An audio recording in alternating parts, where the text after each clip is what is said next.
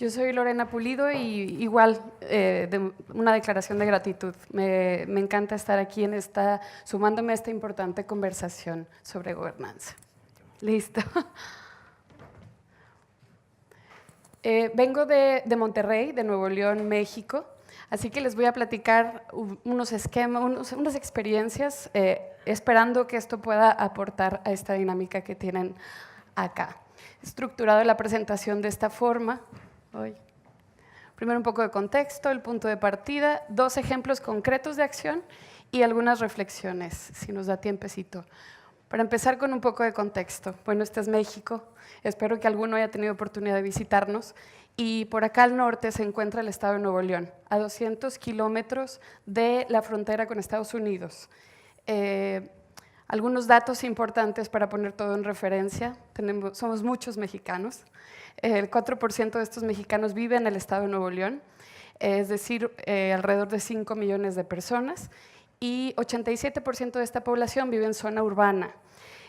Como lo han venido compartiendo algunos compañeros, Nuevo León aporta el 8% del PIB nacional y somos solo el 4% de la población. Ahora sobre la ciudad de Monterrey. La ciudad de Monterrey es más o menos joven, se fundó en 1596, es conocida como la ciudad de las montañas y somos privilegiados como ustedes, pues estamos rodeados de ellas. Es la capital y la ciudad más grande del estado de Nuevo León, conforma el tercer área metropolitana más grande en México, somos el número 3 en población y el número 2 en extensión territorial.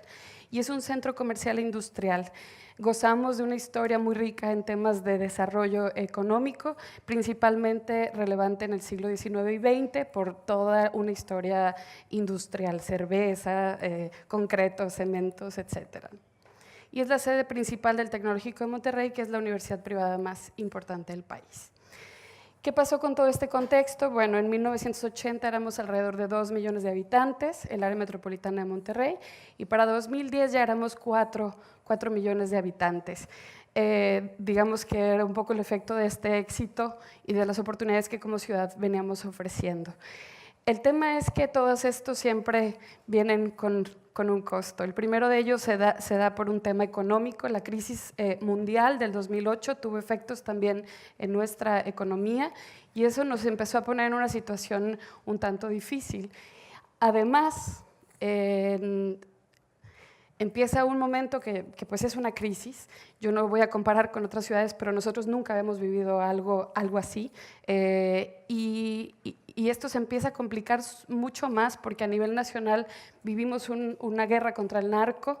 Entonces en nuestra ciudad, bueno, la situación empieza a cambiar, tenemos balaceras, tenemos homicidios, tenemos situaciones de violencia generalizada que nunca habíamos vivido.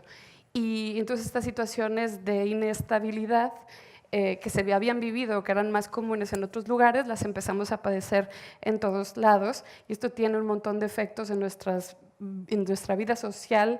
La gente empieza a enrejarse, la gente deja de salir a los espacios públicos y mucha gente se va y todavía aparte nos cae un huracán. Entonces tuvimos crisis económica, crisis digamos social y una crisis ambiental. El huracán Alex en el 2010 destrozó todas nuestras vialidades, nos puso en una situación muy complicada y esto pues creo que es una similitud de otras regiones porque ante un momento de crisis viene también una profunda reflexión de nuestra sociedad. Algo que entendimos es que lo que estábamos viviendo era un efecto y no una causa. Nos tomó tiempo llegar a esta conclusión y también lo que entendimos es que era un efecto de lo que dejamos de hacer, pero principalmente de lo que dejamos de ser. Este proceso de reflexión, de entendimiento, un poco de recogimiento de esto que estaba sucediendo, nos llevó a una situación bien particular. Y a mí me encantó lo que compartía Manuel, porque de fondo lo que todas estas crisis tenían en común es que nuestras instituciones estaban evidentemente debilitadas. Estábamos viviendo ante un marco institucional muy débil y por ello estábamos padeciendo toda esta serie de efectos. Entonces, enfrentamos una necesidad, pero también una oportunidad histórica para Monterrey, que además tradicionalmente, y me parece que como ustedes, somos una población muy orgullosa, de mucha historia, y acá en el norte decimos que muy echados para adelante. Esto quiere decir que somos muy emprendedores, por decirlo así. Entonces, ante una situación de crisis era evidente que lo primero que iba a surgir era un deseo de la población por salir adelante. Hubo 4 factores que se alinearon para iniciar la creación de estas iniciativas de transformación que les voy a compartir. Como ya les he dicho, un orgullo y un deseo de acción y cambio en la sociedad, así que una voluntad social que no habíamos experimentado con esa intensidad antes. Por otro lado, una mayor estabilidad económica del entorno. Nuestras empresas, nuestras industrias, de nuevo, estaban gozando de otras condiciones. Por otro lado, una recuperación sensible del panorama de seguridad. Evidentemente, lo primero que había que hacer era recuperar esto, y ahí hubo un modelo de gobernanza muy interesante en términos de policía. Formamos una nueva corporación policíaca, pero no es el tema que nos ocupa el día de hoy. Y después, una alternancia política esperanzadora. En México vivimos una desilusión con nuestros gobernantes y una desilusión con nuestros partidos políticos. Yo creo, inspirados por el caso de Colombia, se abre una vía independiente y es el estado de Nuevo León el primer estado que tiene un gobernador independiente. Eso ha sido todo otro tema y también daría para otra charla, pero esta alternancia política representó una esperanza para la ciudadanía. Cuando empezamos entonces, cuando todo esto se alineó, dijimos, bueno, y ya sabemos que esto que estamos viviendo es un efecto, no es la causa. Bueno, ¿cuál es la causa? ¿Qué es lo que queremos enfrentar y qué es lo que tenemos que ver? No sé si esto es una causa, pero sí es un reto enorme, es un problema estructural. Resulta que a lo largo de unos años, nuestra área metropolitana se ha expandido de forma horizontal, descontrolada y exponencial. Entonces, mientras la población en un periodo de 20 años había incrementado el doble, la mancha urbana había crecido 5 veces. Esto traducido en servicios, en recursos, pues ustedes se pueden imaginar el reto que representa, particularmente si toda la gente con condiciones de pobreza se ve expulsada de la ciudad, y entonces tenemos unos cinturones de pobreza, bueno, rodeándonos, y es una situación muy, muy complicada que estamos tratando de revertir. Me gustaría decir que esta es un aprendizaje, ya una lección aprendida, pero no, porque seguimos creciendo, y este es un foco rojo que tenemos. Por otro lado, teníamos un reto económico.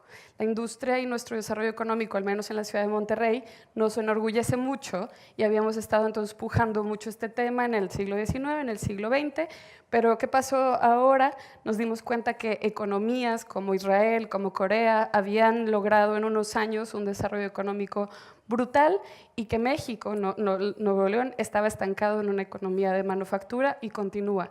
Entonces, lo que estábamos haciendo en Monterrey y en Nuevo León no era suficiente para llevar al país y subirlo a esta economía de conocimiento que ansiábamos.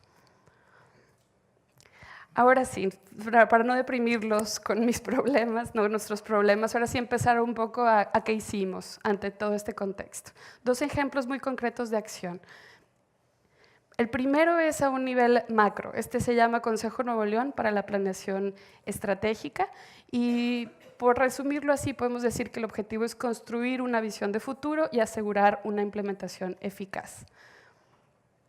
Como les decía, la escala de trabajo de este mecanismo es estatal. El Estado de Nuevo León pues, es muy extenso y conforma, como ya habíamos dicho, la tercera área metropolitana más grande de México. ¿Qué pasó?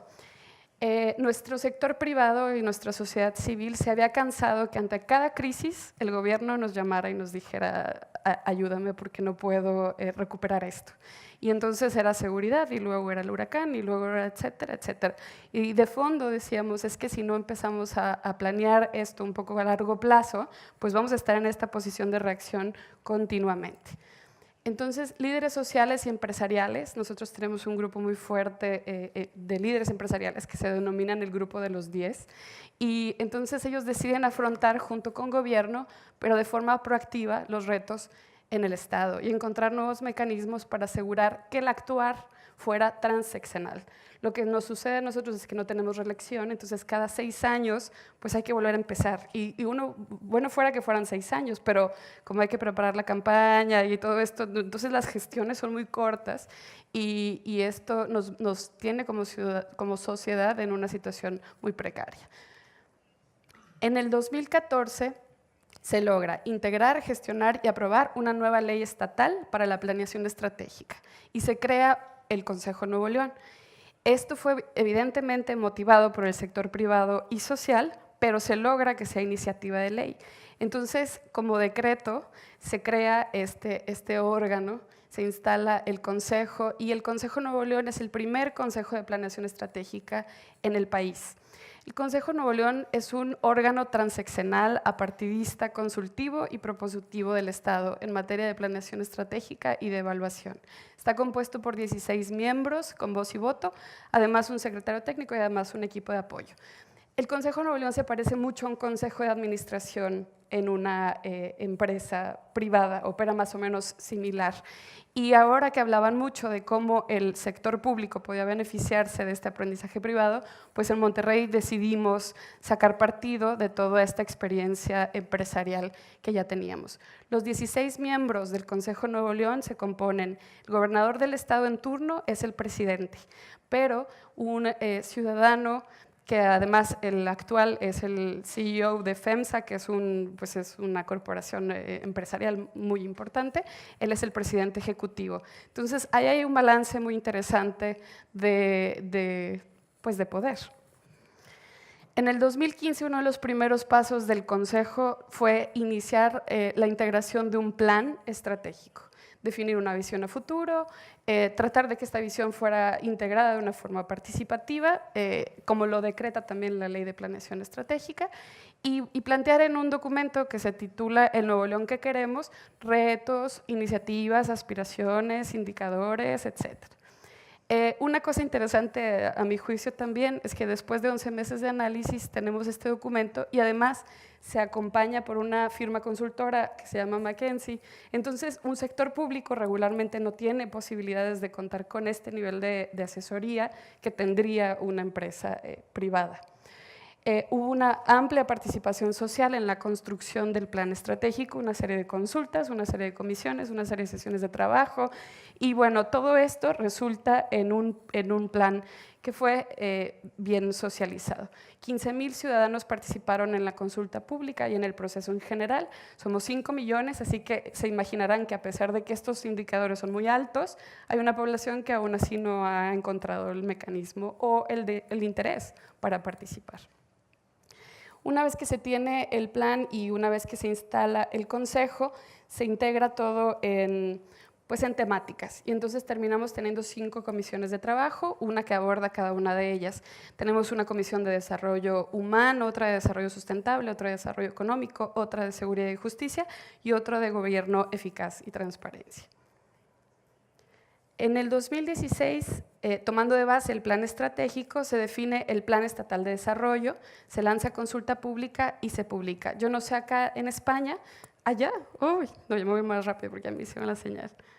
Bueno, pero allá regularmente los gobiernos sacan planes que se tienen que cambiar cada administración. Esta es la primera vez que el plan estatal responde, el plan, digamos, operativo responde a un plan estratégico que además no tiene esta visión de corto plazo. Y bueno, la colaboración está generando acción alineada también a la Agenda 2030 de Desarrollo Sostenible. Entonces tenemos una serie de iniciativas, Hambre Cero, Sistema Estatal de Anticorrupción, Saneamiento de Finanzas Públicas, Calidad del Aire, Plan Hídrico, etcétera. Quería entrar a este caso y me voy a ir muy rápido, porque me parecía muy interesante las escalas. Por un lado hablábamos de una escala estatal, el caso del Consejo Nuevo León, pero quería compartirles esta escala mucho más micro. Este se llama Distrito Tech y el objetivo de esta iniciativa es consolidar un distrito de innovación y un modelo replicable de regeneración urbana. El Distrito Tech es este puntito azul que tiene una ubicación privilegiada en el área metropolitana y estamos hablando de 400 hectáreas de extensión. El Distrito Tech, como la ciudad y como el estado, presentaba una serie de retos, particularmente habíamos perdido población, 22%, y la densidad poblacional en el 2010 era muy baja, 38 habitantes por hectárea. Así que estábamos en una zona en decadencia. Una de las principales características de esta zona es que tiene justo en el medio el campus insignia del Tecnológico de Monterrey, de esta universidad que tiene 31 campus a lo largo del país. Bueno, el primer campus de la universidad estaba ahí y aunque la universidad goza de una infraestructura y de una seguridad, de una calidad brutal, la zona no la compartía. Entonces, bueno, de cierta forma creo que las historias tienen cierta similitud. Hay un momento de decisión, en este caso de un grupo dentro de la universidad. Hay un plan inicial para las hectáreas de la universidad. Y otro tema que no me parece menor es que la universidad y su consejo se compromete a conseguir una inversión de $500 millones en este plan, lo cual en esta construcción de confianza fue fundamental. La gente sabía que este plan no se iba a quedar en un documento, sino que iba a realizarse. Además de tener un nuevo modelo educativo como insumo, plantea una nueva relación del campus con su contexto urbano, es decir, asume a la universidad como motor de desarrollo. Hay 3 proyectos que conforman la iniciativa Distrito Tech: la evolución del campus, la integración de un ecosistema de investigación, innovación y emprendimiento para sumar a la economía del conocimiento, y la conformación de un mejor entorno urbano. Cada uno de estos proyectos con distintos mecanismos de gobernanza, distinta complejidad, distintos proyectos. Y también tuvimos en el Distrito Tech un momento en el que convocamos a los vecinos y a los habitantes de esta zona para diagnosticar y acordar prioridades. Terminamos armando mesas directivas, que yo no sé cuál sea la estructura de organización ciudadana por acá, pero en el caso de México, cada colonia, es decir, cada barrio, tiene entonces una estructura de representación ciudadana y resulta que en nuestra zona no la teníamos y el primer trabajo fue reorganizarlas porque necesitábamos tener interlocutores y también para asegurar la sostenibilidad. Después del diagnóstico vino un plan, un marco robusto. Este tema también es importante porque los primeros años estoy hablando de acciones desde la sociedad civil o el entorno privado. En el caso del Distrito Tech, una vez teniendo el diagnóstico, se inicia junto con gobierno el proceso para integrar un marco jurídico, un programa parcial, que es una normativa, pero fue hasta el 2015, ya una vez que había cierto consenso ciudadano de lo que queríamos conseguir. Y bueno, la transformación anunciada en el 2016 empieza a ser visible con el desarrollo de proyectos y acciones a distintas escalas. Entonces tenemos grandes proyectos que se están concretando, como lo es la ejecución del Plan Maestro del Campus, pero también tenemos, y esto lo aprendimos de los compañeros en Colombia, iniciativas sociales como vías recreativas, proyecciones de cine, reforestación, porque necesitábamos trabajarlo todo. Infraestructura para la movilidad sostenible, espacios privados de uso público, espacios compartidos, arte público, parques con nuevos estándares, voluntariado. Y bueno, este es el alcalde en turno y entonces la corresponsabilidad que hemos declarado la estamos viendo. Estamos construyendo un centro de nanotecnología con una inversión de $40 millones justo en el centro del campus y en alianza con el MIT. Y el caso particular del Distrito Tech, llevamos desde el Tecnológico de Monterrey gestionados $150 millones de inversión que ya han conseguido un efecto multiplicador para la zona y ahora tenemos $860 millones de inversión privada que se han logrado atraer. Ya no tengo tiempo para reflexionar. Sí, 2 minutos, ok. Algunas reflexiones. Bueno, las universidades pueden, pero también deben convertirse en motores de desarrollo para los entornos que las rodean. Me parece que además deben liderar una cruzada intelectual para repensar la forma en que vivimos la ciudad. Son las universidades, al menos en nuestro caso, el espacio neutral desde donde estas conversaciones y reflexiones se pueden dar. Las transformaciones pueden ser alcanzables si se cuenta de origen con una visión compartida, basada en la corresponsabilidad entre autoridades, ciudadanos y organizaciones. No podemos olvidar que la participación ciudadana debe diseñarse. Las metodologías deben ser simples, flexibles y orientadas a resultados. Las intervenciones físicas bien planeadas son prueba tangible de lo que puede alcanzarse en el largo plazo. La importancia de apostar por resultados iniciales y visibles es fundamental porque generan entusiasmo que permiten sostener la colaboración. El perfil, la diversidad y la permanencia de los equipos que coordinan estas iniciativas de transformación resulta clave. El talento en estos equipos no es suficiente si no se puede integrar un equipo efectivo. Y las grandes ideas necesitan un marco legal y financiero para implementarse. Es una prioridad establecer desde el inicio condiciones y mecanismos para la sostenibilidad de las iniciativas. Yo digo a menudo que la coordinación de acciones es el gran reto de nuestro tiempo. No es la pobreza, no es el cambio climático, todo esto me parece que pudiéramos enfrentarlo de mejor forma si lográramos coordinar nuestras acciones, que estamos siendo incapaces actualmente de hacer. Las estrategias de comunicación deben acompañar todas las etapas de acción y ahí creo que hay un reto muy importante para todos los equipos que llevan estos temas. Y bueno, hay temas, a pesar de esta conformación de una visión compartida, hay temas que pueden generar y van a generar controversia. Su solución siempre debe privilegiar el bien común y también debemos revalorar la labor del técnico. Si bien yo soy una fiel creyente de la importancia de la participación y el involucramiento ciudadano, no podemos olvidar que hay técnicos y que debemos valorarlos. Ellos tienen un expertise técnico y en ocasiones es muy importante que esas opiniones no se pierdan en la mayoría, ¿no? Hay cosas que no están a debate, hay cosas que no se prestan a democracia. Pues eso es todo. Muchas gracias.